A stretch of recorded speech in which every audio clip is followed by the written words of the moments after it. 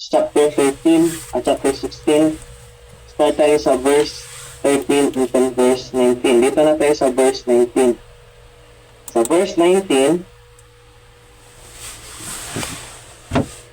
and I will give unto thee the keys of the kingdom of heaven, and whatsoever thou shalt bind on earth shall be bound in heaven, and whatsoever thou shalt loose on earth shall be loosed in heaven. So ito yung confession. Ito yung verse na ginagamit patungkol sa authority ni Peter as builder of the church. Tingnan natin yung term kung pwede bang gamitin as builder. But since our topic is all about Peter and Paul as builders, so granting that Peter is one also of the builders of the church. Now, the specific verse that is being used is Matthew chapter 16, verse 13 until verse 19. Verse 18, and I say unto thee, that thou art Peter, and upon this rock I will build my church, and the gates of hell shall not prevail against it. Yun yung kay Peter. He is connected to the Messianic Church. Okay? It should be noted particularly that Peter confessed Jesus as Christ. Tinanong siya, nasa verse, nagtanong sa ang Panginoong Hesus, nasa verse 15. He said unto them, but whom say ye that I am? Verse 16, and Simon Peter answered and said, thou art the Christ, the Son of the living God. So, nagtanong ang Panginoong Hesus, ano ba ang sinasabi ninyo? Ano ba ang pagkakilala ninyo sa akin? Peter said, thou art the Christ, the Son of the living God. Verse 17, and Jesus answered and said unto him, blessed art thou, Simon Bar-Jonah, for flesh and blood hath not revealed it unto thee, but my Father which is in heaven. Verse 18, ito yung sinabi ng Panginoong Hesus, and I say unto thee, that thou art Peter, and upon this rock I will build my church. Verse 19, and I will give unto thee the keys of the kingdom of heaven, and whatsoever thou shalt bind on earth shall be bound in heaven, and whatsoever thou shalt loose on earth shall be loosed in heaven. Ngayon, ito yung pag-uusapan natin, Peter as builder. Patutunayan natin, babasahin natin sa mga verses na siya ay isang builder. Yung church na pinag-uusapan dito, yung church na sinasabi ng karamihan, kung halimbawa, member ka ng Catholic Church, sasabihin talaga na, this is the church. Kami yun. Kasi ang pinaka-leader namin ay si Peter. But i-disregard po muna natin yung mga mindset or thinking na gano'n. Sa anong programa si Peter ay konektado? Is he connected to the church, the body of Christ? Or is he connected to the mystery program or to the prophecy program? Okay? Kung titingnan natin sa Matthew chapter 10, verse 5, makikita po natin dito yung command ng ating Panginoong Hesus. Yung iba, tinatawag itong the Great Commission. Great because unang-una, pinadala sila para doon sa lost sheep of the house of Israel. Yung Greater Commission nandun sa Matthew chapter 28. Dito tayo muna sa Matthew chapter 10, verse 5 until verse 7. Backward tayo sa verse 1. And when he had called unto him his 12 disciples, he gave them power against unclean spirits, to cast them out, and to heal all manner of sickness and all manner of disease. Verse 2, now the names of the 12 apostles are these. The first, Simon, who is called Peter. So kasali dito si Peter. And then, nagdagdagan pa natin. And Andrew his brother, James the son of Zebedee, and John his brother, Philip and Bartholomew, Thomas and Matthew the publican, James the son of Alphaeus, and Lebbaeus, whose surname was Thaddeus, Simon the Canaanite, and Judas Iscariot, who also betrayed him. Verse 6, Dito tayo sa verse 5. These 12 Jesus sent forth and commanded them, saying, Go not into the way of the Gentiles, and into any city of the Samaritans enter ye not, but go rather to the lost sheep of the house of Israel. And as ye go, preach, saying, The kingdom of heaven is at hand. Bakit po natin ito binabasa?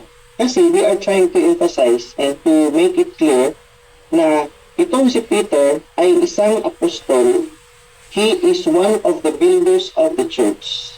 Sabi ng karamihan, but he is connected to the Messianic church. This is referring to the kingdom church. Nasa verse 7, and as he go preach, saying, the kingdom of heaven is at hand. Ngayon, the 12, remember, that have been sent out to preach. This is the kingdom of heaven is at hand. Christ himself, of course, was God's anointed son, chosen to occupy the throne in this kingdom. So, i-establish natin na ang magiging hari para sa kingdom na ito ay ang ating Panginoong Hesus. Merong kasama si Hesus na kanyang mga judges din. Ito yung 12 apostles. And as the Lord more and more rejected in Israel, now asked his disciples, Whom say ye that I am? It is thrilling to hear Peter reply instantly and without qualification, Thou art the Christ, the Son of the living God. So ang reply ni Peter, Thou art the Christ, the Son of the living God. This truth, Jesus as rightful King and Son of God, was to be the very foundation of the Messianic Church. And this is how true believers recognized the Lord at that time. Ngayon, yung pagkakilala ng mga believers kay Panginoong Hesus at that time, yung mga believers, yung mga righteous people, yung mga naniwala, He is the leader of that Messianic church. He is the foundation of that Messianic church. And sino ang inutusan ng Panginoong Hesus para maging leader ng church na ito? Ang sagot po ay si Pedro. Kaya, pinatutunayan po dito sa pag-aaral natin, let us compare first Peter and Paul as builders. Now, meron tayong mababasa dito sa chapter 6 verse 69 ng John. Basahin natin. Chapter 6 verse 69.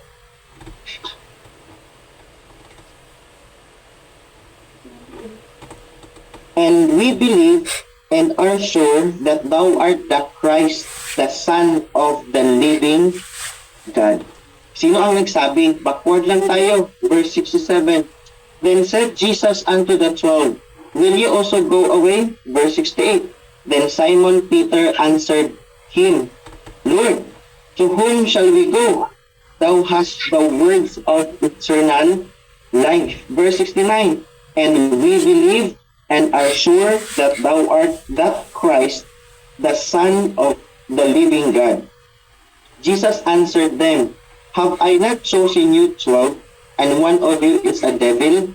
He spake of Judas Iscariot, the son of Simon, for he it was that should betray him, being one of the 12. Dagdagan natin. Dito tayo sa chapter 1, verse 49. ng John, verse 49. Nathanael answered and said unto him, Rabbi, thou art the Son of God, thou art the King of Israel. Ngayon, kung itong mga verses na binabasa natin, this is referring to Jesus, the Son of the living God. Thou art the Christ, sinabi ni Peter, the Son of the living God. Si Nathanael, sabi niya, Rabbi, thou art the Son of God, thou art the King of Israel. Dito tayo sa chapter 11, verse 27 ng John. 11:27. Si Martha ang nagsabi nito. Sabi dito, And whosoever liveth and believeth in me shall never die. Believest thou this? Sabi ng Panginoong Hesus. Nasa verse 26. Verse 27, She saith unto him, Yea, Lord, I believe that thou art the Christ, the Son of God, which should come into the world.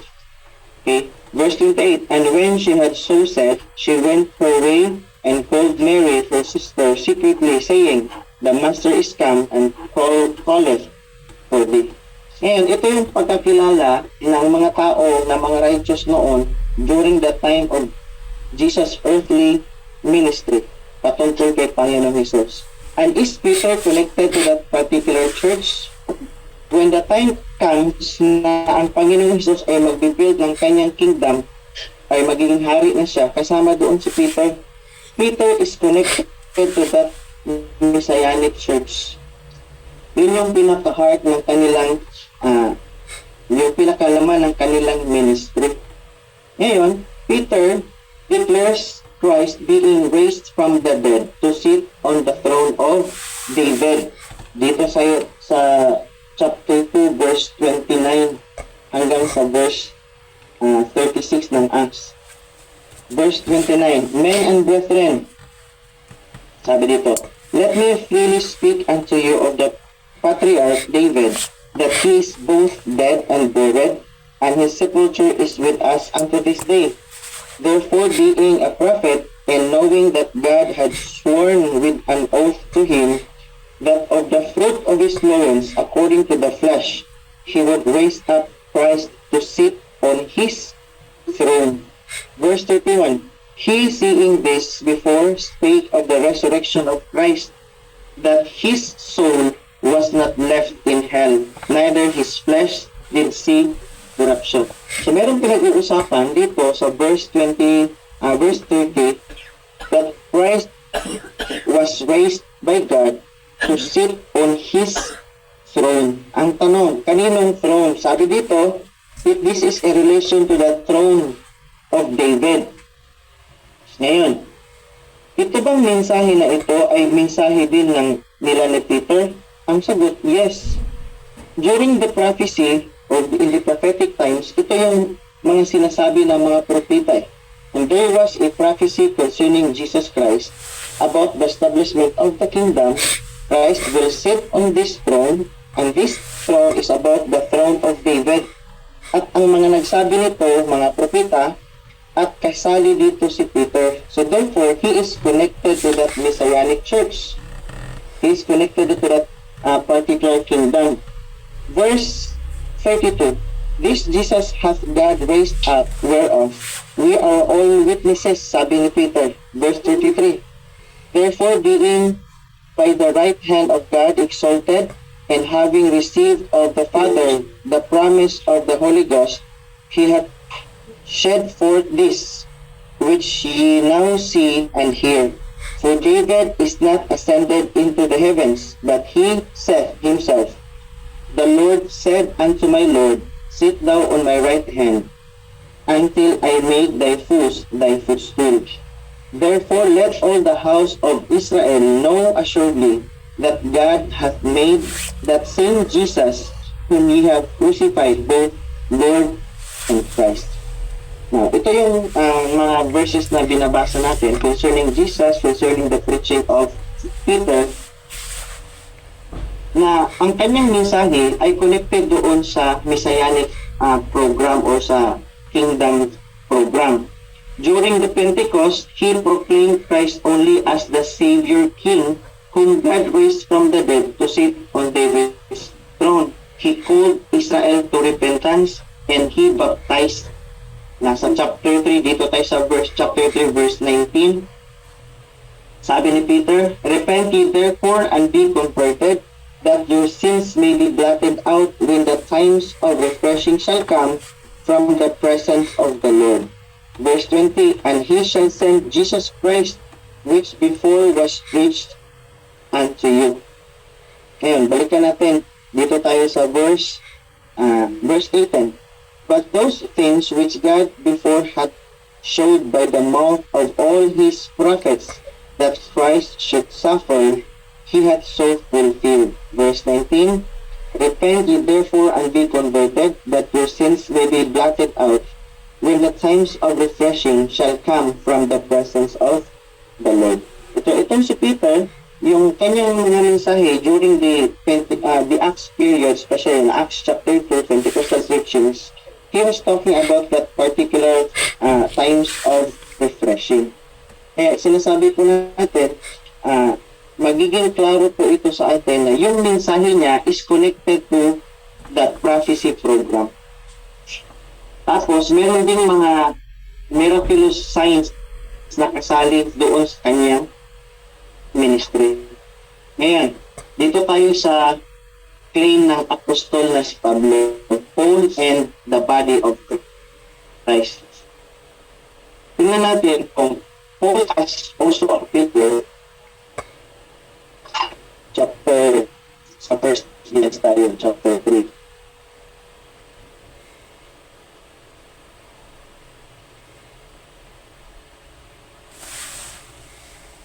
Verse 9 until verse according to the grace of God which is given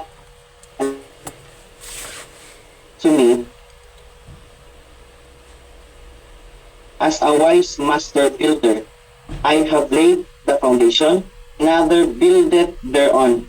But let every man take heed how he buildeth thereupon.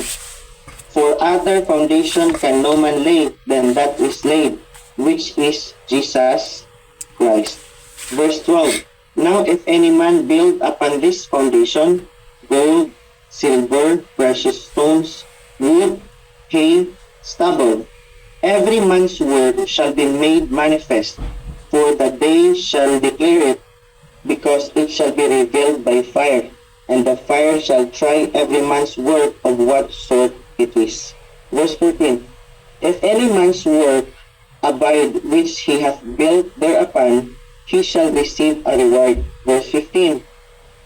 If any man's work shall be burned, he shall suffer loss, but he himself shall be saved, yet so as by fire. Ayan. Ito yung sinabi ng apostol na si Pablo, yung claim niya sa chapter 3 verse 10. Dito tayo muna mag-focus.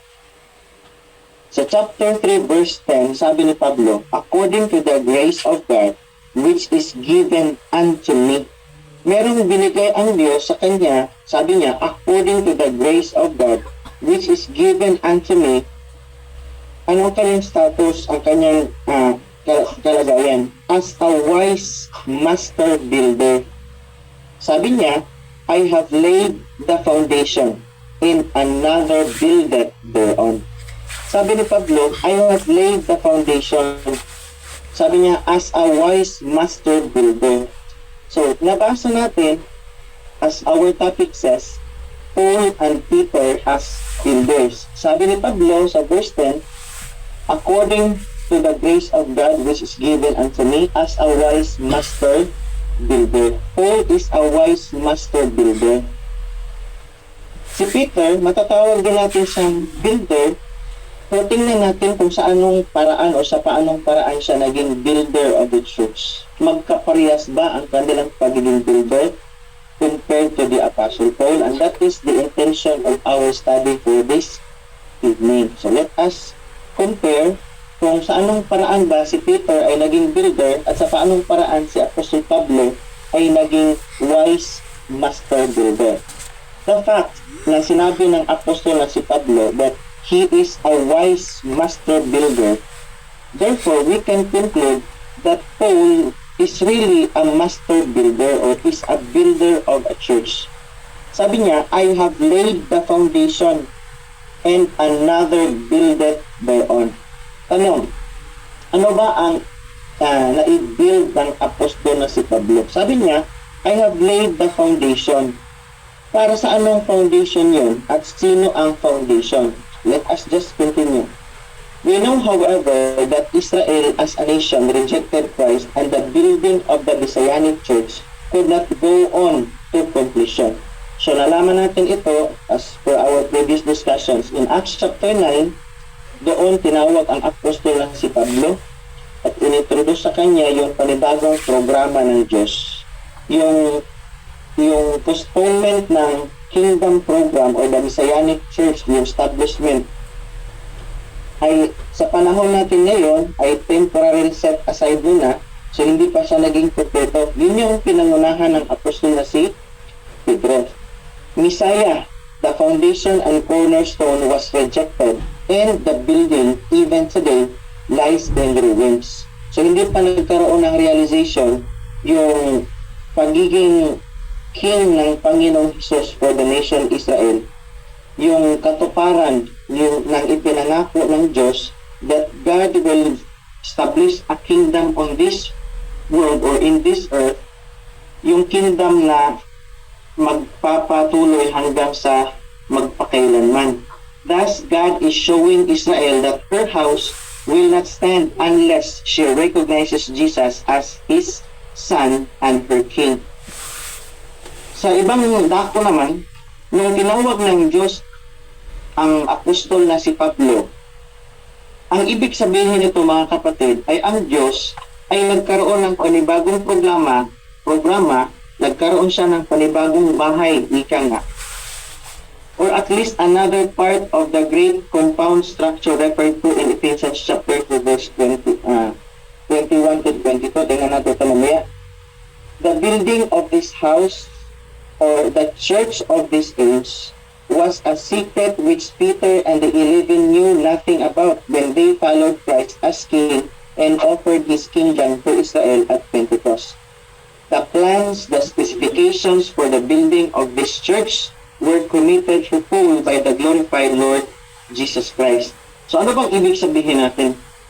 Yung sinasabi ng apostol na si Pablo as a wise master builder, he was talking about the church, the ministry of the church, the body of Christ under the dispensation of grace.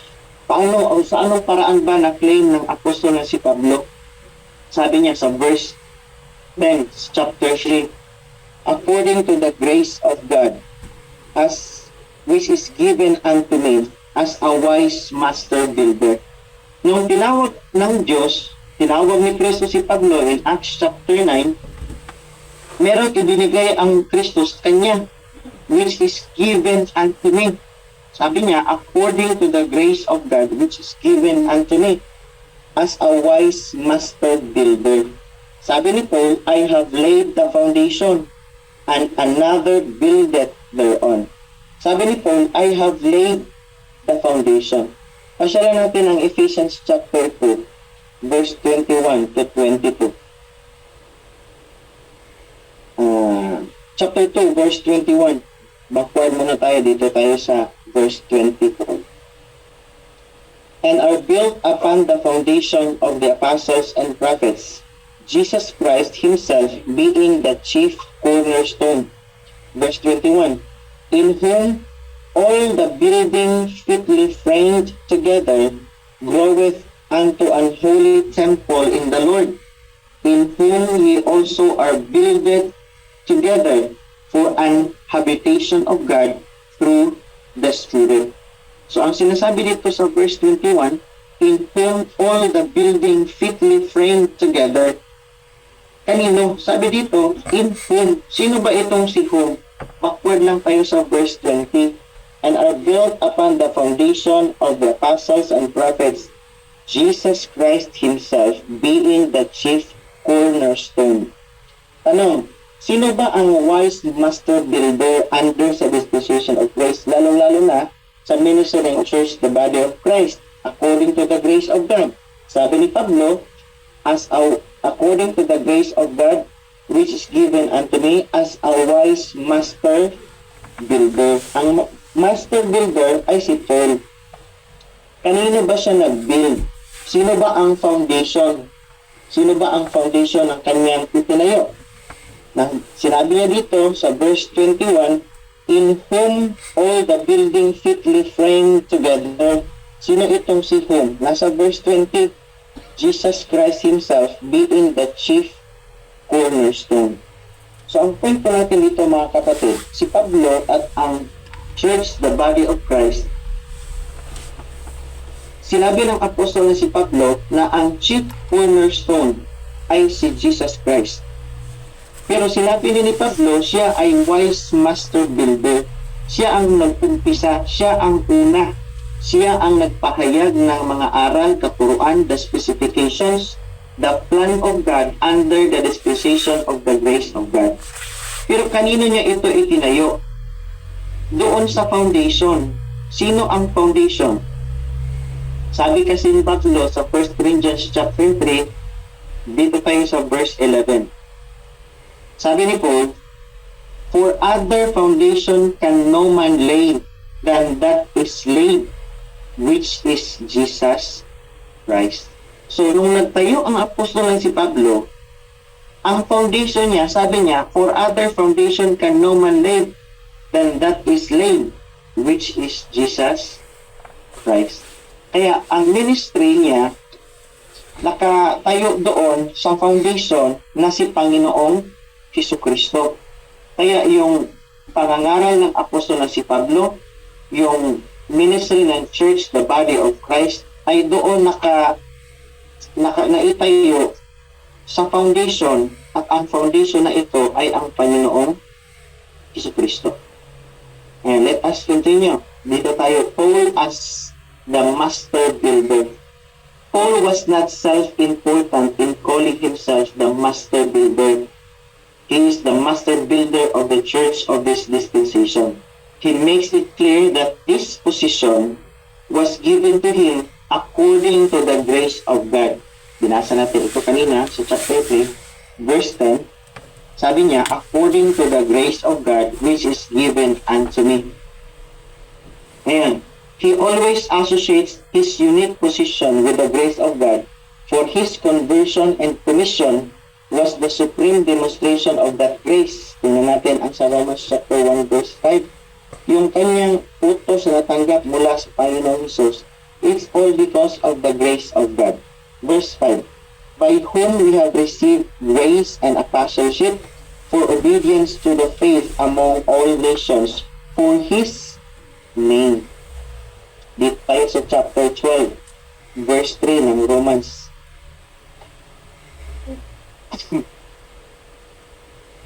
For I say, through the grace given unto me, to every man that is among you, not to think of himself more highly than he ought to think, but to think soberly, according as God hath dealt to every man the measure of faith. Sabi niya sa verse 3, for I say, through the grace given unto me. So yung pagiging master builder ng apostolan si Pablo is through the grace of God. Yung kanyang pagka-apostol, yung kanyang position as a teacher, a preacher, or an apostle to the Gentiles is always because of the grace of God. Ayan, dito tayo sa chapter 15, verse 15, Romans. Nevertheless, verse 14, and I myself also am persuaded of you, my brethren, that you also are full of goodness, filled with all knowledge, and able also to admonish one another. Nevertheless, brethren, I have written the more boldly unto you in some sort, as putting you in mind because of the grace that is given to me of God. Verse 16, that I should be the minister of Jesus Christ to the Gentiles, ministering the gospel of God, that the offering up of the Gentiles might be acceptable, being sanctified by the Holy Ghost. Dito tayo sa chapter 15, verse 9 ng 1 Corinthians. Sabi ni Paul, for I am the least of the apostles that am not meet to be called an apostle, because I persecuted the church of God. Verse 10, but by the grace of God, I am what I am, and his grace which was bestowed upon me was not in vain, but I labored more abundantly than they all, yet not I, but the grace of God which was with me. Yung pagiging master builder ng apostol si Pablo, yung kanyang ministry, yung kanyang labor, nakaampla o nakabase doon sa foundation na ang foundation na yon ay ang Panginoong Hesus. Ngayon, i-compare natin. Moses was the master builder of the tabernacle. God gave him the plans of the tabernacle, the specifications for it, and said, see, that thou make all things according to the pattern shown to thee in the mount.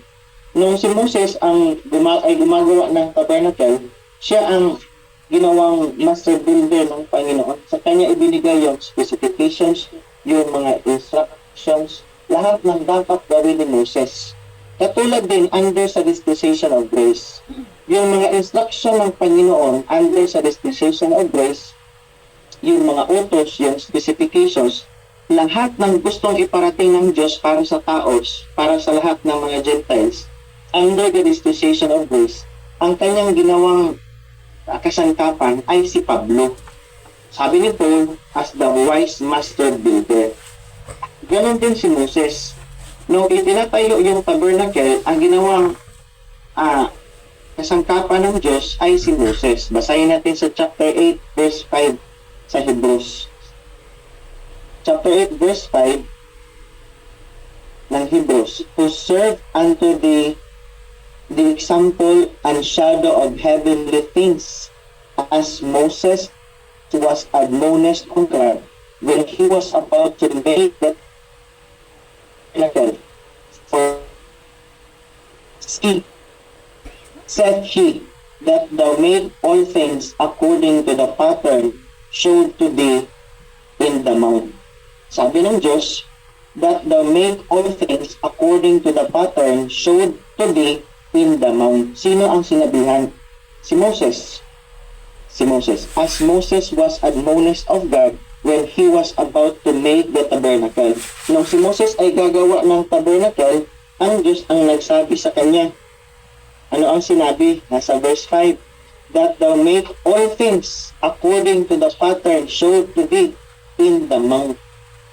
Kaya, katulad din ni Moses, si Pablo, ginawang kasangkapan as a wise master builder, sa kanya ipinaalam ang lahat ng plano ng Diyos. Ano ang dapat gawin ni Pablo para malaman ito ng tao? Sino ang kanyang ipapangaral? Doon sinabi lahat kay Pablo. Not to Peter. Speaking of the dispensation of the grace of God, sabi ni Pablo sa Ephesians chapter 3 verse 2, sa kanya ito ipinahayag, sa kanya ito inireveal. And this is for the Gentiles, sabi niya. Chapter 3 hanggang sa, start muna tayo sa verse 1. For this cause I, Paul, the prisoner of Jesus Christ, for you Gentiles, if ye have heard of the dispensation of the grace of God, which is given me to you word. Sabi ni Pablo, if ye have heard of the dispensation of the grace of God, which is given me to you word, how that by revelation he made known unto me the mystery, as I wrote afore in few words. Tingnan natin, si Moses, according to Hebrews chapter 8, verse 5, he represents the law. Basta lang tayo sa verse 4. For if he were on earth, he should not be a priest, seeing that there are priests that offer gifts according to the law. Okay, Moses, as he represents the law, tingnan natin, during that time, dito sa lupa, siya yung nag-represent sa law. Paul also represents grace sa panahon natin ngayon. Paul too was a master builder, for to him God committed the plans and specifications for a greater building, an holy temple, the church which is his body. Step by step, the details were made known to him by direct revelation, so that, as a wise or intelligent master builder, he had the right and responsibility to outline them to us, the builders. Tingnan natin sa chapter 3 nga kanina sinabi dito ni Pablo. Balikan natin ang sa 1 Corinthians. Tayo gusto nating i-serve ang Panginoon, gusto nating maging bahagi ng kanyang gawain. So, sino dapat ang susundin ng isang believer under o sa panahon natin ngayon? Sino ba ang dapat sundin na apostol, yung builder? Si Pedro o si Pablo? Sabi ni Pablo sa chapter 3, verse 10, according to the grace of God, which is given unto me as a wise master builder, sabi ni Paul, I have laid the foundation, and another buildeth thereon. Sino ang mga builders? Si Pablo ang wise master builder. Sino pa? Ang mga may mga builders ba ba? Sabi ni Pablo, and another buildeth thereon. Pero merong warning. But let every man take heed how he buildeth thereupon. So if tayo, mga believers under grace, gusto natin na mag-build din tayo ng ating mga gawa doon sa katulad ng ginawa ng apostol na si Pablo as a wise master builder. Kasi sabi ni Pablo, and another buildeth thereon. Pero merong babala si Pablo, warning. But let every man take heed how he buildeth thereon. Bakit? Nasa verse 11. For other foundation can no man lay than that is laid, which is Jesus Christ. Meron ba tayong mga ginagawa or ministry sa panahon natin ngayon na hindi ang Panginoon Jesus ang foundation? Sabi ng apostol ni si Pablo, take heed, let every man take heed how he buildeth thereupon. Una, ang foundation ay ang ating Panginoong Jesus. Sino ang wise master builder? Ang sagot, si Pablo. Tayong mga sumusunod, tayong mga followers, saan ba tayo dapat sino ba ang dapat nating sundin na builder? Ang sagot ay dapat si Apostol Pablo kasi meron siyang warning take heed how he buildeth thereupon. For other foundation can no man lay than that is laid, which is Jesus Christ. Verse 12, dito na sa mga gawa ng tao ang pinag-uusapan Now if any man build upon this foundation, gold, silver, precious stones, wood, hay, and stubble. So, ngayon makikita natin na si Pablo ang naglay ng foundation as a wise master builder. Tayo ang mga followers ng apostol na si Pablo. Alam natin na ang foundation na kung saan si Pablo ay nag-build, ang foundation ito ay ang Panginoong Jesucristo. So sa kanya, kay Pablo, ipinaalam ang lahat ng plano ng Diyos. As a wise master builder, alam niya kung ano ang dapat niyang gawin at ano yung mga mensaheng kanyang natanggap. Ngayon, yung mga builders doon sa foundation na si Panginoong Hesus at sumusunod tayo kay apostol na si Pablo, dapat alam natin kung paano tayo mag-build doon sa foundation na si Panginoong Hesus. Kailan ba ito sinabi ng apostol na si Pablo? Sa anong panahon? Ang sagot, this is under the time of the grace of God. Sino ang ginawang kasangkapan ng Diyos? Ang sagot ay si Apostol Pablo. Kaya under sa dispensation of grace, alam dapat natin na ang dapat sunding apostol as a wise master builder ay si Pablo. At alam natin na under tayo sa dispensation of grace.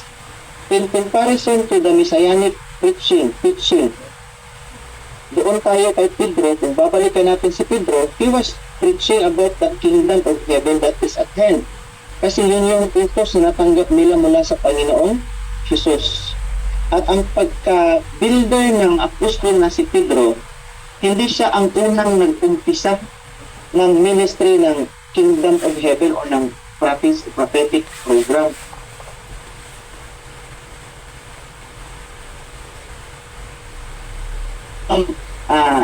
Person in authority, yung caretaker, doon sa church na yun, na sinabi ng Panginoong Hesus sa kanya, because of his confession, thou art the Christ, the Son of the living God. So, mamaya, elaborate ko mamaya yung mga differences ng kanilang pagiging builder. Parehas lang builder ng church. Pero yung church na kanilang na-build ay hindi po magkakareho. Yun yung una. Kay Pedro, yun yung Messianic Church, yun yung Kingdom Church, yun yung under sa prophecy program. Konektado doon sa prophecy. Kay Pablo, nakabase doon sa grace of God na kanya natanggap mula kay Panginoong Jesus. Hindi ito alam nila ni Pedro nung una. Kay Pablo lang, ipinaalam ang lahat ng plano ng Diyos. Kaya siya lang ang nagsabi, as a wise master builder. Pero ang tanong, parehas ba sila ng foundation, si Pedro at ang Panginoon, si Pedro at ang apostol na si Pablo?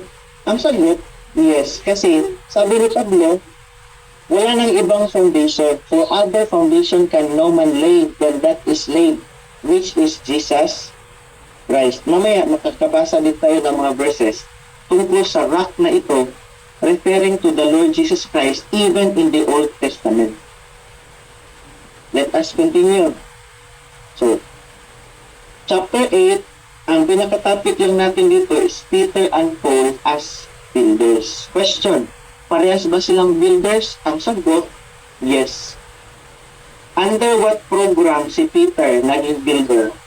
Ang sagot ko, under sa prophecy, under the kingdom program. Sa madaling sabi, para sa atin na nagiging common, pag sinasabi natin kingdom program, this is referring to the promise of God in Daniel chapter 2 verse 44 na mayroong kingdom na itataya ang Diyos dito sa lupa that will last forever.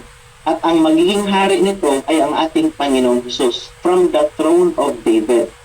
And this promised kingdom has long been promised since the Old Testament times through the prophets and conveyed to Israel through John the Baptist, and even during the time of Jesus in his earthly ministry, and to the 12 apostles. Kaya ginawa silang preachers. Unang-una, yung komisyon na kanilang natanggap para doon sa bayang Israel, hanggang nagkaroon ng extension yung ministry nila. After Matthew chapter 10, nagkaroon ng expansion ang kanilang ministry from Israel only to from Israel to the uttermost part of the earth. Kaya nagkaroon ng expansion.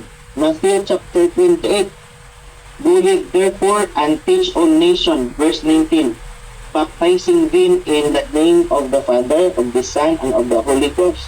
So ang sinasabi dito, teach all nations.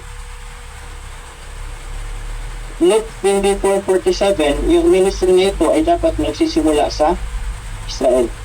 Basahin natin sa Acts chapter 1 verse 8, yung kanilang ministry ay may expansion talaga. So magiging klaro sa atin, o magiging mas malinaw sa atin na yung ministry ng 12 apostol sa pamamahala ni Peter through the leadership of Peter is connected to the kingdom church. And this kingdom church, Christ is the King. This has long been promised to Israel. Ang fulfillment sana ay nung dumating ang Panginoong Jesus na ipinanganak. Pero hindi naman nila tinanggap. Ipinako doon sa cross, tapos pinadala yung Holy Spirit, tapos nireject nila, nireject ng bayang Israel as a whole, as a nation.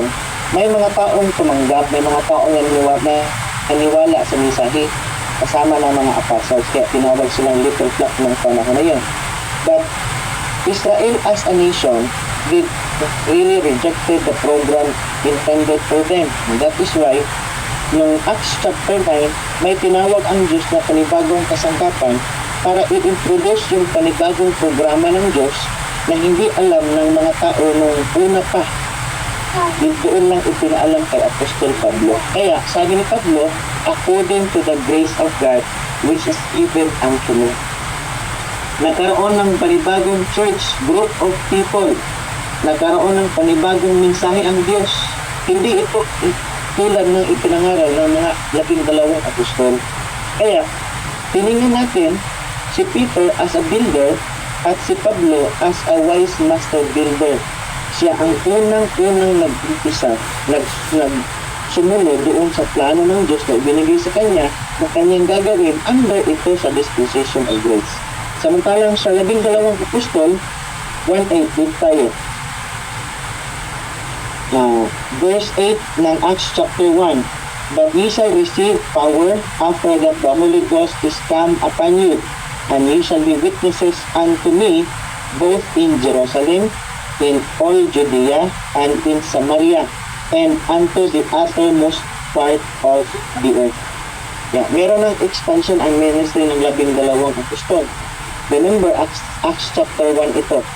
Meron pang chapter 2, nagkaroon sila ng malawakang ministry. There were many people who were converted.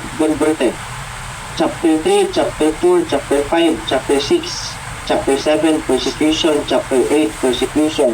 Chapter 9, yung leader ng persecution na si Saulo, siya ngayon ang tinawag ng Panginoon Jesus. Kaya nagkaroon ng pag-introduce ng panibagong programa mula sa Panginoon Jesus. Kaya kung titingnan natin mga kapatid, builder si Pablo, builder din si Peter. Pero sa paanong paraan naging builder si Peter? Paano siya naging builder ng church? He was simply a leader. Leader siya ng 12 apostol. Nagkaroon siya ng specific ministry. Pumunta siya doon sa pamamahay ni Cornelius in Acts chapter 10, chapter 11. In Acts chapter 4, siya yung nag-lead ng preaching. Acts chapter 1, doon sa pagpili na kung sino ang dapat maging kahalili ni Judas. Siya din yung naging prominent leader.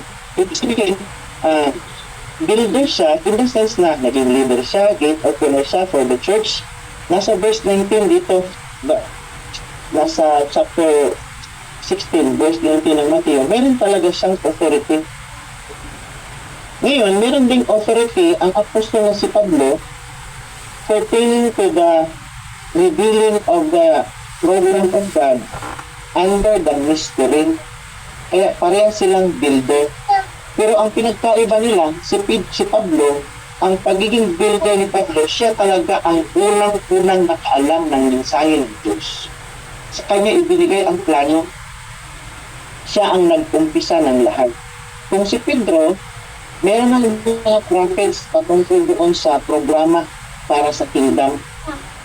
Kaya naging leader si Peter, doing his ministry, naging leader siya sa 12 mga apostol, sa ibang mga tao, naging prominent leader siya. Meron siyang natanggap mula sa Panginoong Jesus na komisyon.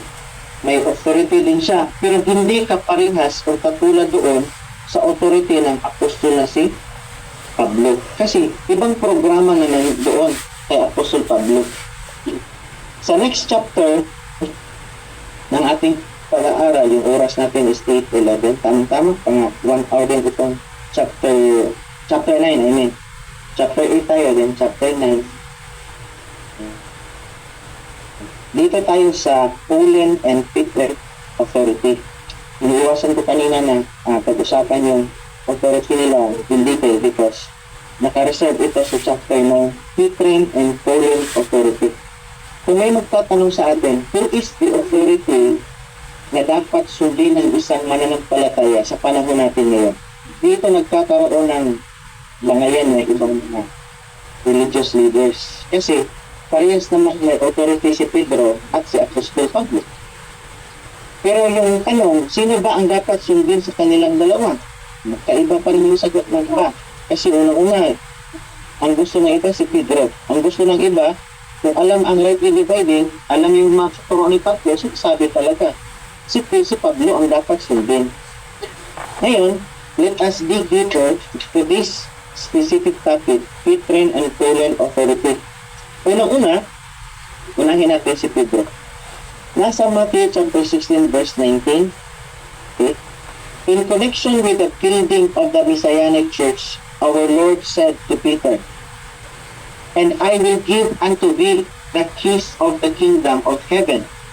And whatsoever thou shalt bind on earth shall be bound in heaven.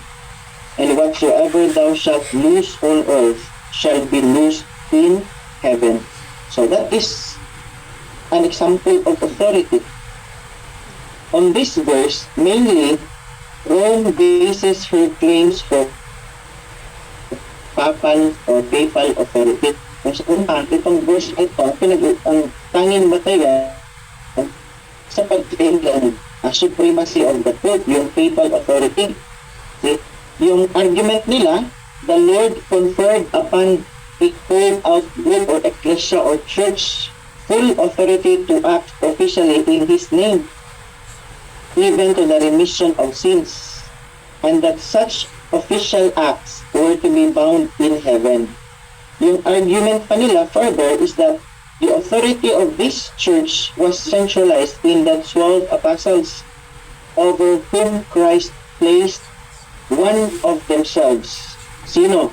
Yung chief sa Saint Peter. Kaya kung tatanungin natin yung Rome, ito yung stand nila. So ang Matthew chapter 16 verse 19 is the very verse that serves as proof for them that they have the authority. Why? Because yung chief ng mga apostles ay si Pedro. And they claim that Peter, until now, this particular authority has been successfully passed to the chiefs of the Roman Church. These claims are based upon the fact that while John chapter 20 verse 23, kung babasahin natin, may have been spoken by Jesus to many of his disciples. Matthew chapter 16 verse 18 was apparently addressed to the 12 apostles.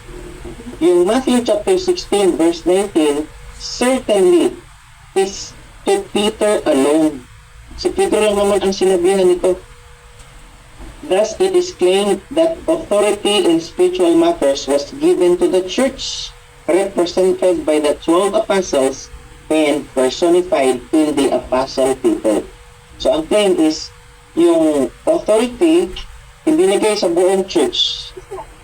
Sa church, ang representative, ang 12 apostol. At ang pinaka-leader ay si Apostle Peter. Kaya nagkakaroon sila ng College of Cardinals. According to the Catholic doctrine, Rome's conclusion is that since the Church of the day is according to the doctrine, is a perpetuation of the organization which Christ instituted and vested with divine authority, there must of necessity be apostolic succession. Ayun. Kasi yung authority yung church. So of necessity, there must be an apostolic succession. So, ang church contends that the apostolic body is perpetuated in her sacred College of Cardinals with its 12 congregations, and that one of their number and the supreme head of the church on earth. That spiritual authority today is still vested in the church, represented by the College of Cardinals and personified in the Pope himself. Ano ba ang ibig sabihin nito? Kung tatanungin natin yung church in Rome, ito yung kanilang stand.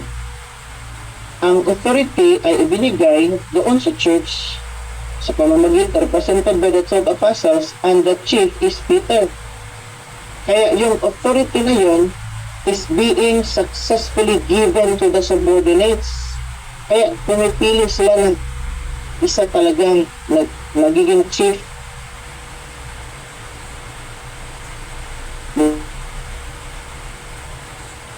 Meron silang tinatawag na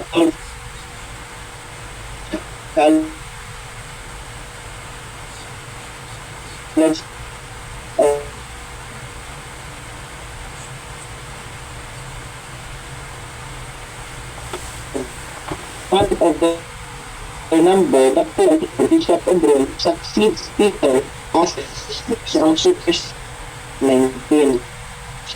Ito pagkaaral ito mga kapatid.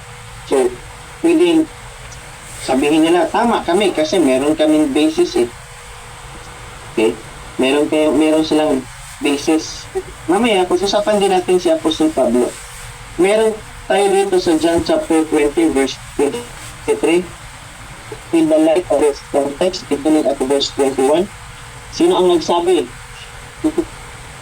Then said Jesus to them again, Peace be unto you, as my Father hath sent me, even so I send you. Sino ang nag-send sa kanila? Ang Panginoong Jesus. And when he had said this, he breathed on them and said unto them, Receive ye the Holy Ghost. Whosoever sins ye remit, they are remitted unto them. And whosoever sins ye retain, they are retained. Ayan. So, yun yung authority. Kaya, pinag-uusapan natin yung Petrine and Pauline authority. Sabi ni Kristo sa kanila, yung mga sumama sa kanya, ye are they which have continued with me in my temptations. And I appoint unto you a kingdom, as my Father hath appointed unto me, that ye may eat and drink at my table in my kingdom, and sit on thrones, judging the 12 tribes of Israel. Nasa Luke chapter 22, verse 28 to 30. Ayun. So, meron pa. Sabi ng Panginoon Jesus, as my Father hath sent me, even so send I you.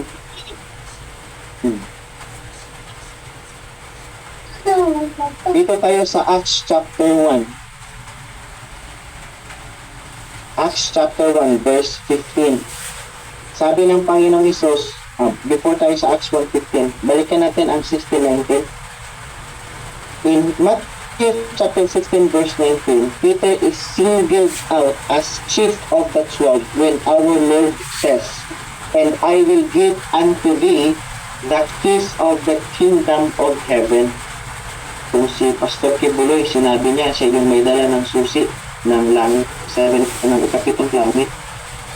Kaya dapat sumama ko sa kanya para pag binuksan niya yung ikapitong langit, kasali ka doon sa mga makakapasok. Saan kaya kumuha ng verse?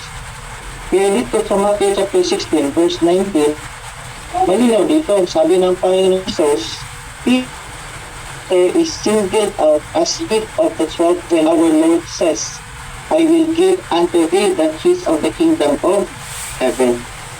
Chapter 1, verse 15, Peter stood up in the midst of the disciples. Dito tayo during the time of choosing replacement of Judas. Sino ang tumayo? Verse 15, and in those days, Peter stood up in the midst of the disciples and said, the number of names together were about 120. Men and brethren, this scripture must needs have been fulfilled, which the Holy Ghost by mouth of David spake before concerning Judas, which was scribe to them that took Jesus. For he was numbered with us, and has obtained part of this ministry. Verse 18, now this man purchased a field with the reward of iniquity, and falling headlong, he burst asunder in the midst, and all his bowels gushed out. Dito, sinabi ni Peter na kailangan punan ang kanyang naiwang ministry. So, ang naging leader sa pagsasalita dito ay si Peter. Chapter 2, verse 14 ng Acts pa rin. Verse 14, but Peter, standing up with the 11, lifted up his voice and said unto them, Ye men of Judea, and all ye that dwell at Jerusalem, be this known unto you, and hearken to my words. For these are not drunken, as ye suppose, seeing it is but the third hour of the day.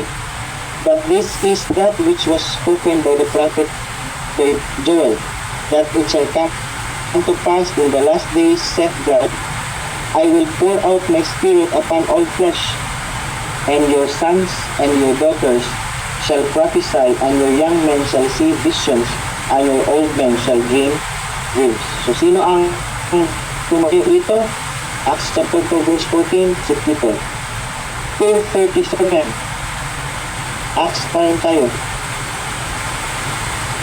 Now, when they heard this, they were pricked in their heart, and said unto Peter and to the rest of the apostles, Men and brethren, what shall we do? Verse 28, then Peter said unto them, Repent and be baptized every one of you in the name of Jesus Christ for the remission of sins.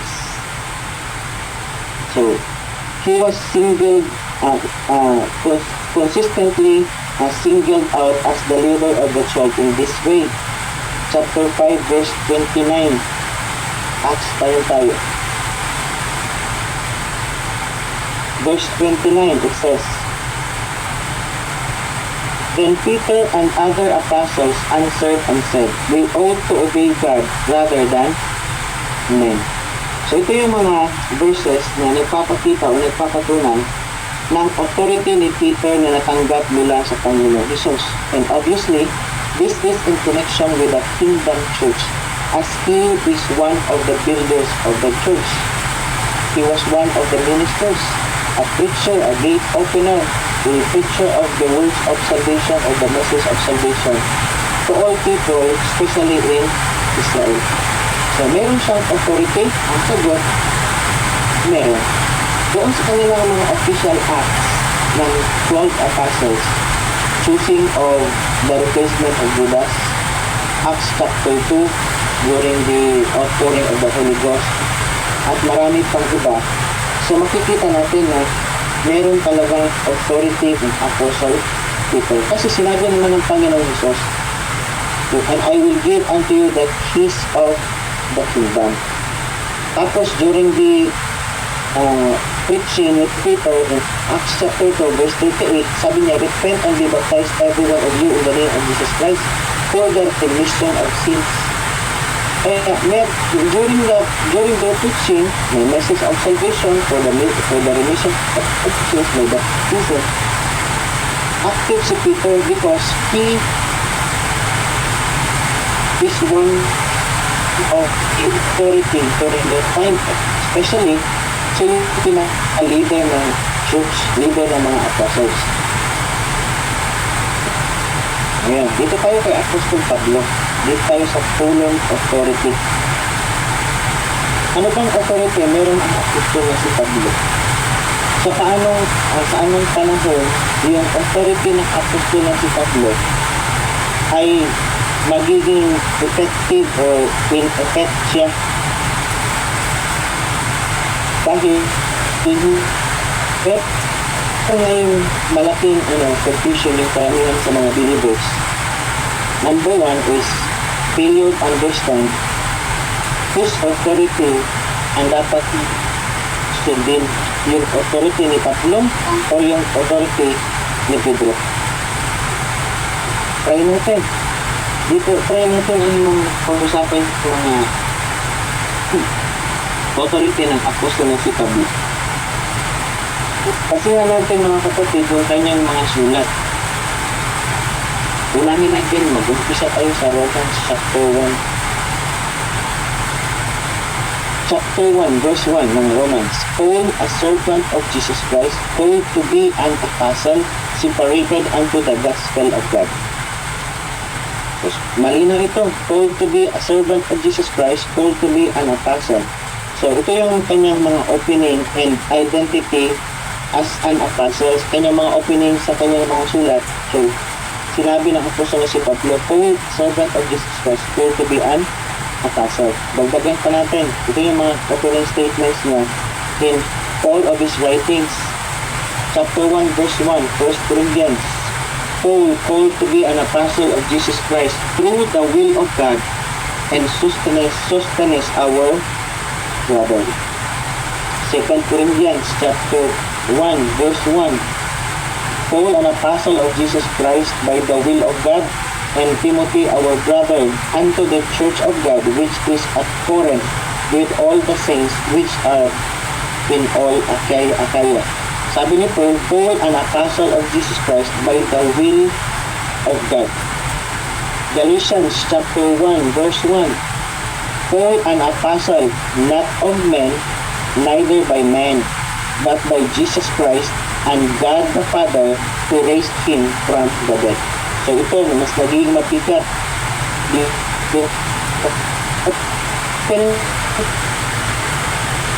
Statement niya po sukat. Kung sinabi niya, an apostle of Jesus, an apostle of men, neither by but by Jesus Christ and God the Father. Chapter 1, verse 1, yes. Verse 1, Paul, an apostle of Jesus Christ, by of the saints which are at Ephesus, an apostle of Jesus Christ by the will of God. Chapter 1, verse 1 of Colossians.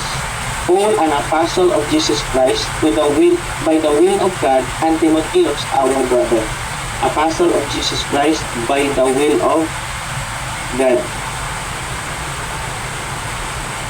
Dito tayo sa chapter 1, verse 1 ng 1 Timothy.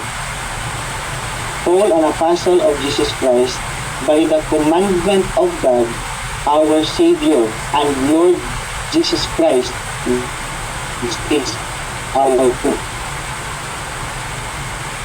2 Timothy chapter 1, verse 1. Paul, an apostle of Jesus Christ, by the will of God, according to the promise of life which is in Christ Jesus. Titus chapter 1, verse 1. Paul, a servant of God,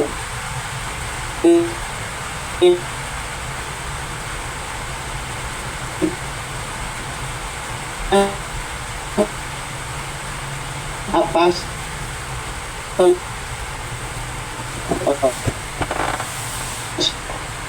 according to of and the which is goodness. So lahat ng verse piling ng kanyang utos na natanggap. Yung direct appointment niya na natanggap mula sa Panginoong Jesus. Chapter 9, verse, Go thy way, for he is a chosen vessel unto me, to bear my name before the Gentiles and kings and the children of Israel.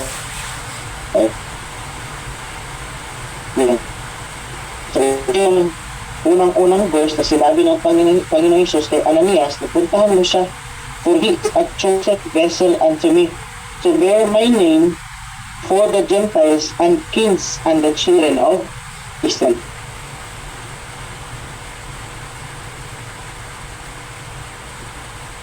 Forward tayo sa chapter 22, verse 14 to 15. The God of our fathers hath chosen thee, that thou shouldest know his will, and see that just one, and shouldest hear the voice of his mouth.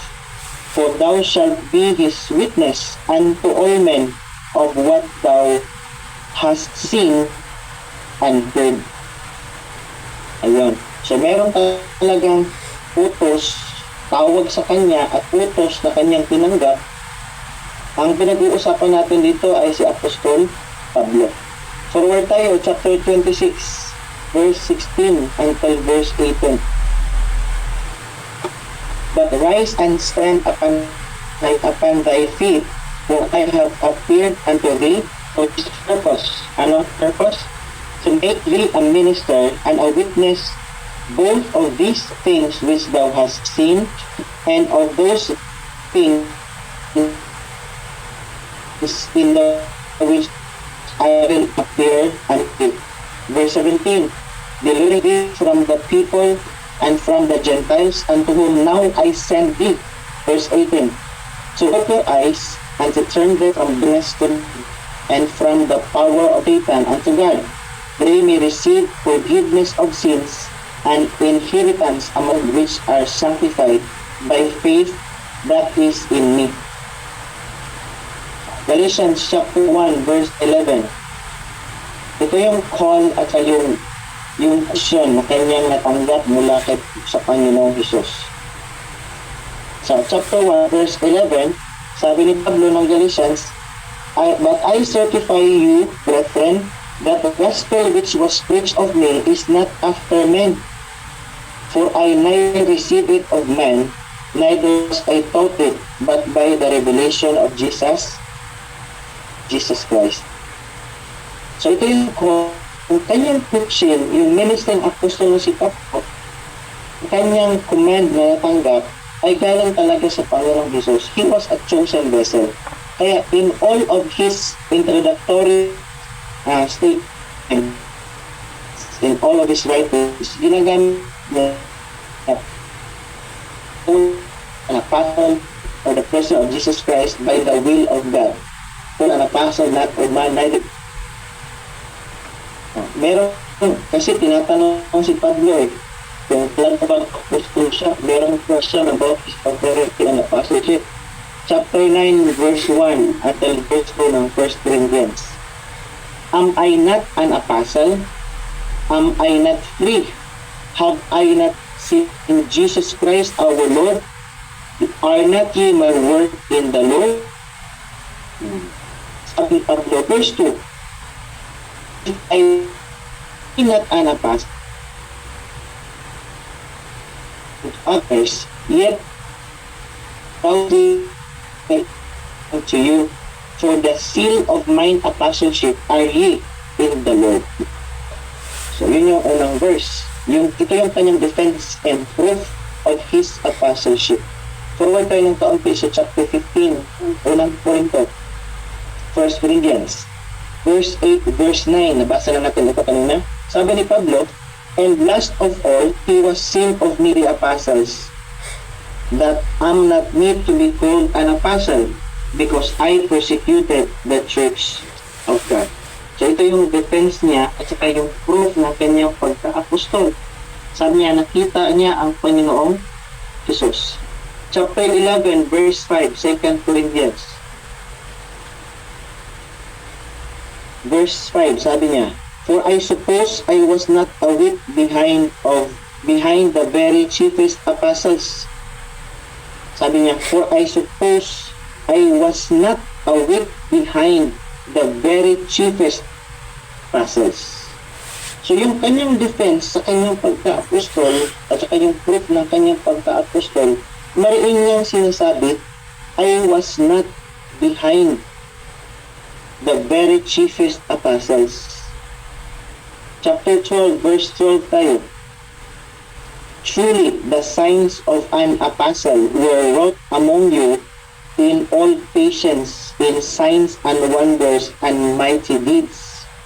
So, yung mga proof ng pagiging apostol ay nakita din doon kay Pablo. Sabi niya, truly, the signs of an apostle were wrought among you in all patience, in signs and wonders and mighty deeds. Chapter 2, verse 7, inilala na siya dito hanggang verse 9, yung kanyang ministry. Verse 7, but contrariwise, when they saw the gospel, that gospel of the uncircumcision was committed unto me, as the gospel of the circumcision was unto Peter, for he that wrote effectually in Peter to the apostleship of the circumcision, the same was mighty in me toward the Gentiles. And when James, Cephas, and John, who seemed to be pillars, perceived the grace that was given unto me, they gave to me and Barnabas the right hands of fellowship, that we should go unto the heathen, and they unto the circumcision. Only they would that we should remember the poor, the same which I also was forward to do. Ito yung defense at saka proof ng pagka-apostol na si Pablo. The gospel of uncircumcision was committed unto me. Ano ba yung purpose ng apostol ni Pablo? Ano ba yung purpose ng kanyang pagka-apostol? At saka, may authority ba talaga siya? Kasi meron na tayong proof ng kanyang pagka-apostol Meron ba siyang authority? Chapter 11, verse 13 ng Romans. Sabi ni Paul, I say, for I speak to you Gentiles, inasmuch as I am the apostle of the Gentiles, I magnify mine office. 2 Timothy, 1 Timothy,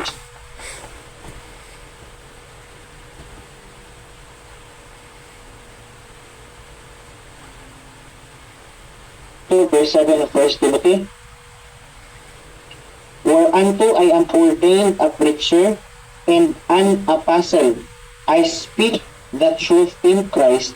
I lie not, a teacher of the Gentiles in faith and verity.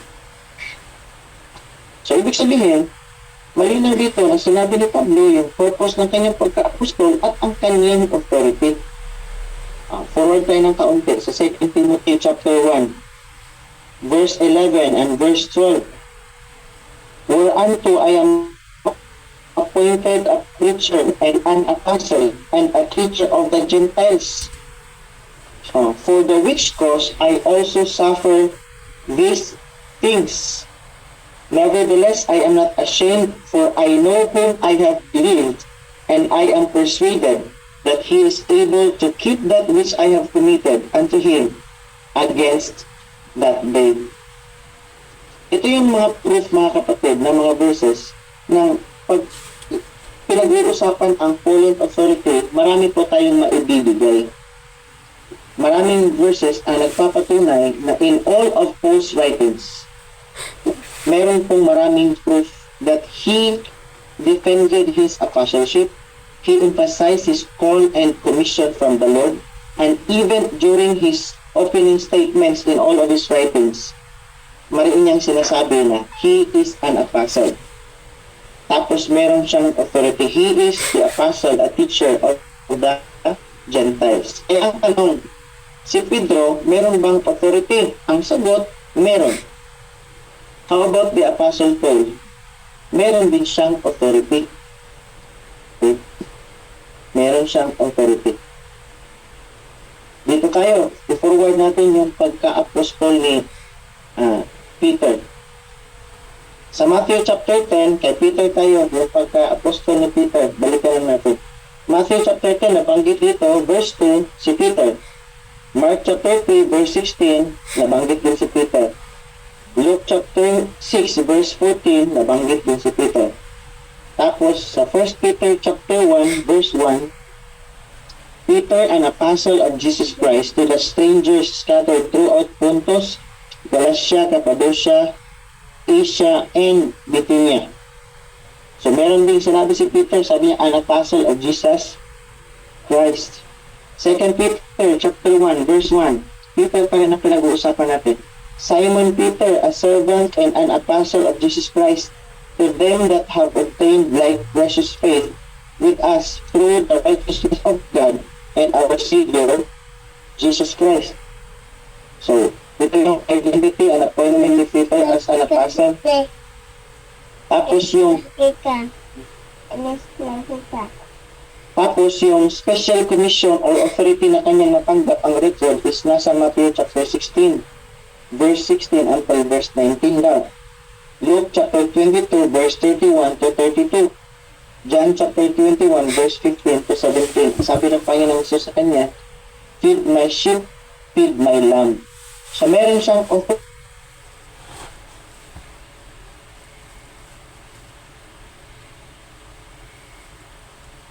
tapos, dito tayo sa kanyang leadership and authority in action. Acts chapter 1, verse 15, binanggit natin kanina. Acts chapter 2, verse 14. Acts chapter 4, verse 8. Acts chapter 5, verse 3 to 4. Acts chapter 5, verse 29. Tapos Acts chapter 10, verse 34 to 35 doon sa bahay ni Cornelius. Tapos Acts chapter 15, verse 7 to 11 during the council at Jerusalem. Ano ang kanyang standing among the apostles ni Peter? Was he recognized and does he have a great standing among the apostles? Balikan natin ang Galatians chapter 2, verse 7. Malinaw dito ang sinabi, mentioned si Peter, chapter 2, verse 7. But contrariwise, when they saw that the gospel of the uncircumcision was committed unto me, as the gospel of the circumcision was unto Peter. Bakit si Peter lang ang na-mention dito sa verse? Kasi, ang pinag-uusapan, yung pagiging caretaker, yung pagiging leader, yung pagiging pagkakaroon ng authority. So, yung gospel of uncircumcision was committed to Paul. Ang gospel of the circumcision was committed to Peter. Balikan daw natin ang sa 1 Corinthians chapter 15, verse 5. During sa resurrection ng Panginoong Jesus, he was seen of Cephas, then of the 12.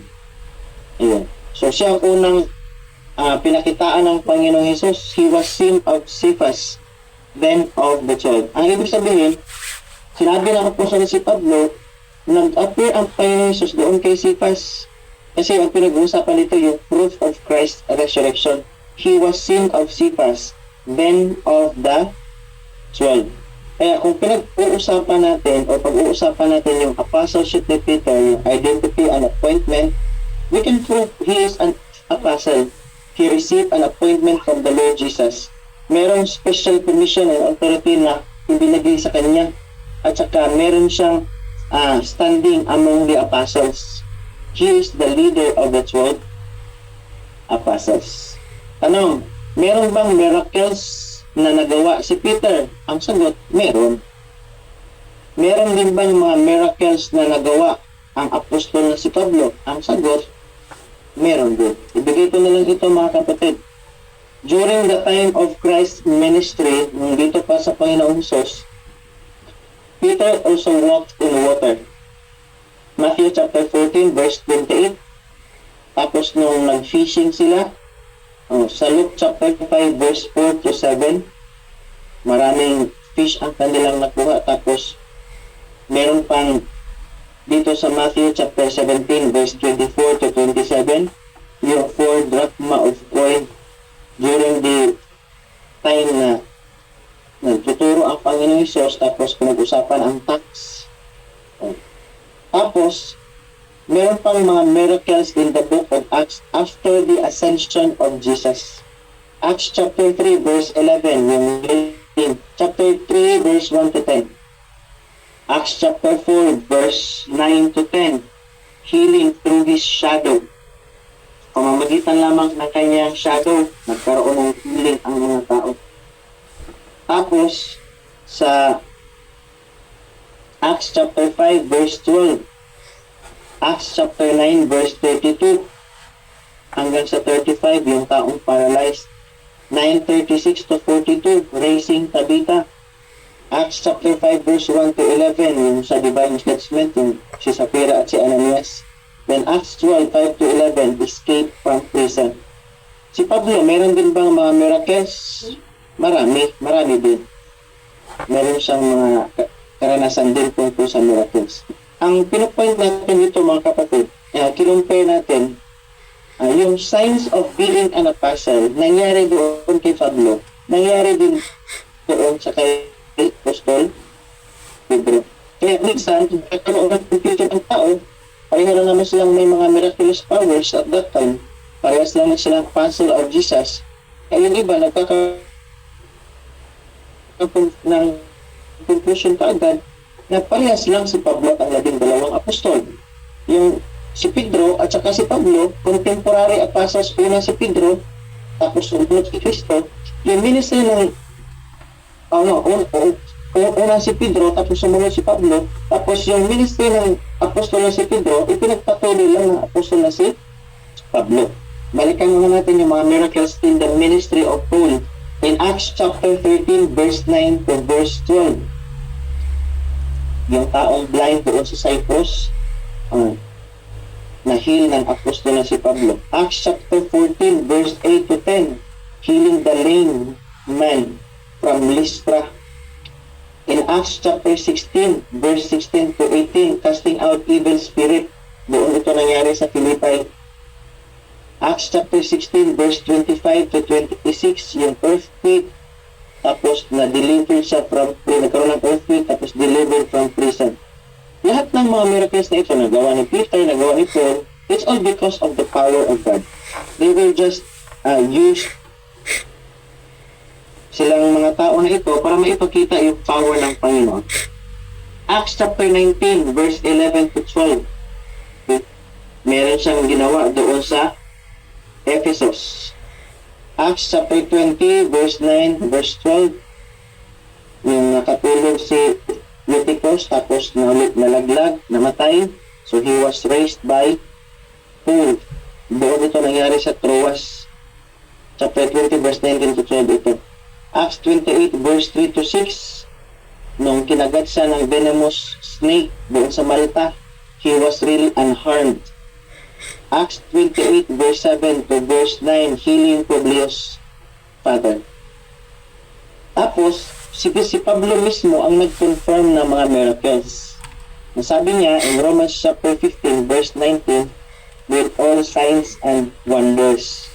2 Corinthians 12:12, nabasa na natin ito kanina. In Acts chapter 14 verse 3. Ano po natin mga kapatid, i-summarize natin bago itong the rock.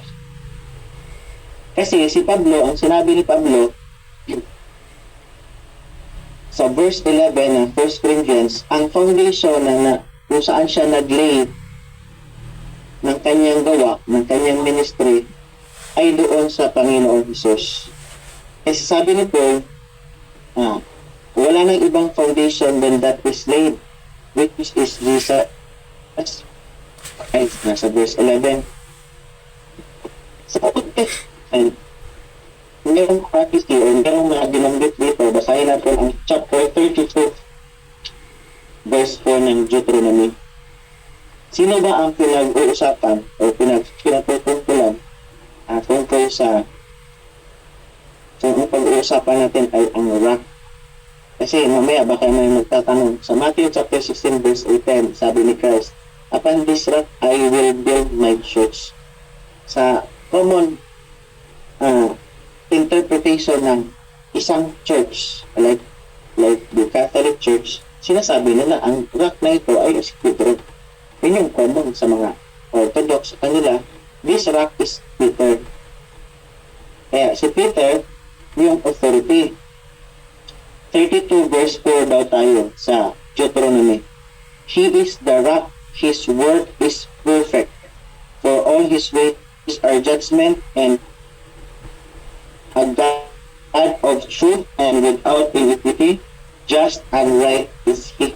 So ang pinag-uusapan dito, ang mga verses na ating binabasa ngayon ay patungkol sa Diyos as the rock, God as the rock. Chapter 18 verse 2 na tayo sa Salmo.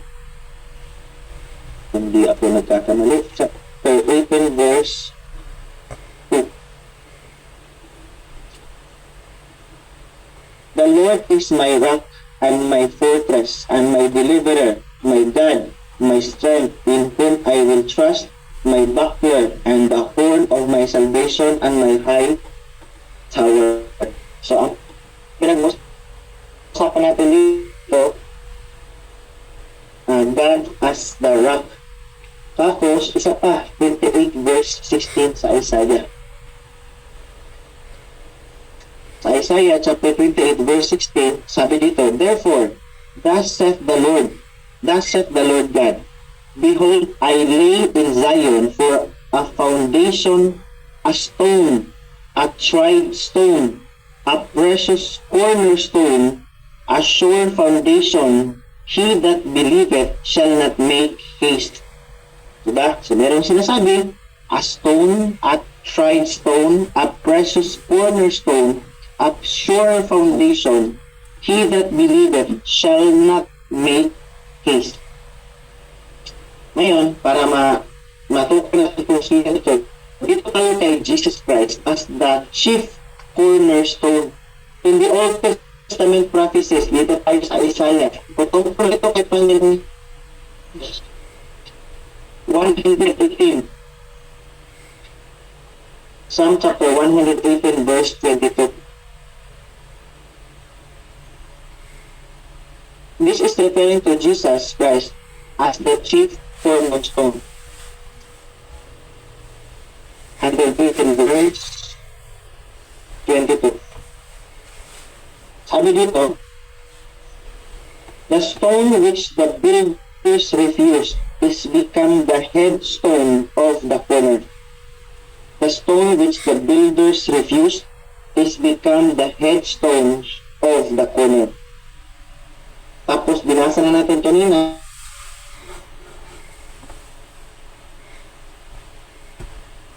stone, a sure foundation. Tapos dito tayo sa New Testament, Ephesians chapter 2 verse 20. Kanina binasa din na ito, pero balikan lang natin. Ephesians chapter 2 verse 20. Sabi dito, and are built upon the foundation of the apostles and prophets, Jesus Christ himself being the chief cornerstone. So, malinaw na ang chief cornerstone ay si Jesus Christ. 2:6 ng 1 Peter. Dito tayo kay Peter. Verse 6.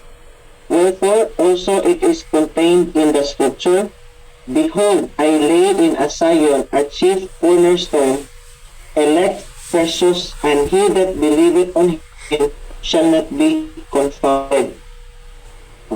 Kailan ba ito sinabi doon sa Isaiah chapter 28, verse 16? A chief cornerstone. Verse 7, ipunin din natin. Unto you therefore which believe, he is precious, but unto them which is disobedient, the stone which the builders disallowed, the same is made the head of the corner. Sino ito? The head of the corner. A stone and a stone of stumbling and a rock of offense, even to them which stumble at the word, being disobedient, whereunto also they were appointed. Ayan. So, ang pinag-uusapan dito ay ang Panginoong Jesus. Verse 5, backward lang tayo. Ye also as lively stones are built up a spiritual house and holy priesthood to offer up spiritual sacrifices acceptable to God by Jesus Christ.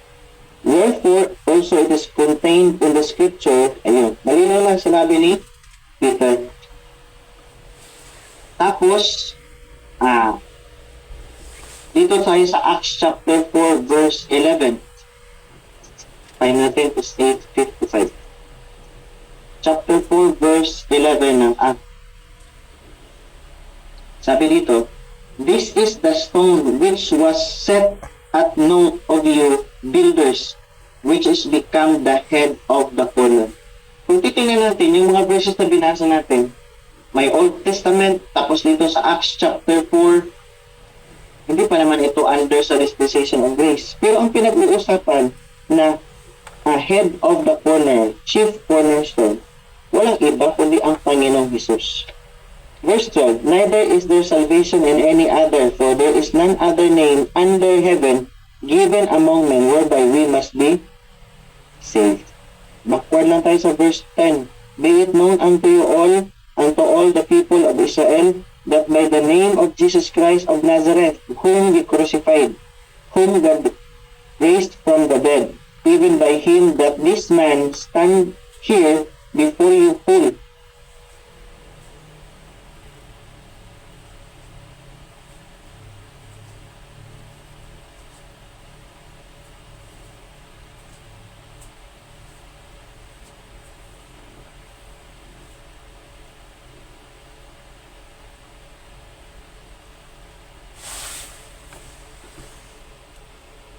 Pinag-uusapan dito ay ang ating Panginoong Hesus. Bakit natin ito pinag-uusapan yung sino itong rock? It's because nung ang Apostle Paul ay nagtayo, nung siya ay nagtayo ng kanyang gawa doon sa foundation, malinaw na ang foundation na ito ay ang Panginoong Hesukristo. Kaya tanong, pinag-usapan natin as Paul as a builder, not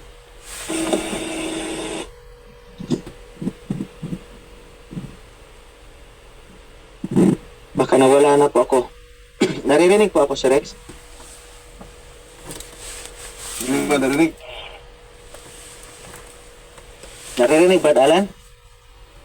Narinig, malakas kaya, Brad G. Nag-burn out na sa amin dito ngayon. Kami nga dito, kanina pa walang kuryente. No internet, trying to reconnect. Hanggang dito na lang po yung ating presentation. Baka din po bumalik.